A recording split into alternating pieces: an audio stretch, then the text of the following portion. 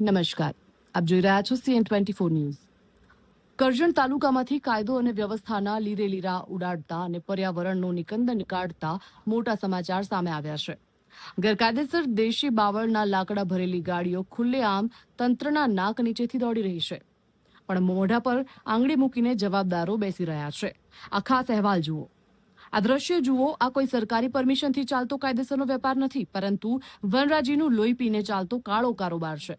કરજણ તાલુકાના ગણપતપુરા ચોકડીથી કુરાલી ચોકડી તરફ નજર કરશો તો તમને આખો દિવસ લાકડાથી ખચોખચ ભરેલી ગાડીઓ દોડતી દેખાશે.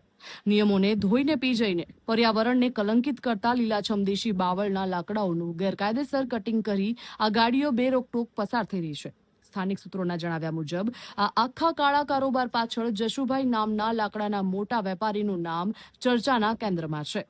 પરંતુ અહીં સૌથી મોટો સવાલ તો એ ઊભો થાય છે કે શું કરજણ તાલુકાના મામલતદાર સાહેબને આ ધોળા દિવસે ચાલતી લૂંટની જાણ નથી? ગણપતપુરાથી કુરાલી ચોકડી સુધી ટ્રાફિક અને તંત્રની નજર વચ્ચેથી આટલી મોટી ગાડીઓ પસાર થઈ જાય છતાં કોઈને કંઈ દેખાતું નથી, કે પછી બધું જાણવા છતાં પણ કોઈ ખાસ કારણોસર આંખ આડા કાન કરી રહ્યા છે.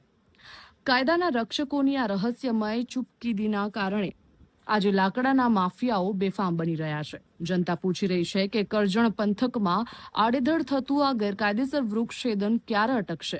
શું મામલતદાર સાહેબ અને વન વિભાગ આ લાકડાના વેપારીઓ સામે લાલાક કરશે કે પછી પર્યાવરણનું નિકંદન આ જ રીતે નીકળતું રહેશે?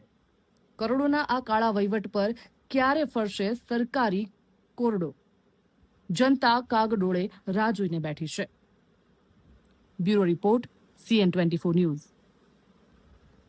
હવે જુઓ દેશ દુનિયાની તમામ ખબરો તમારી આંગળીના ટેરવે.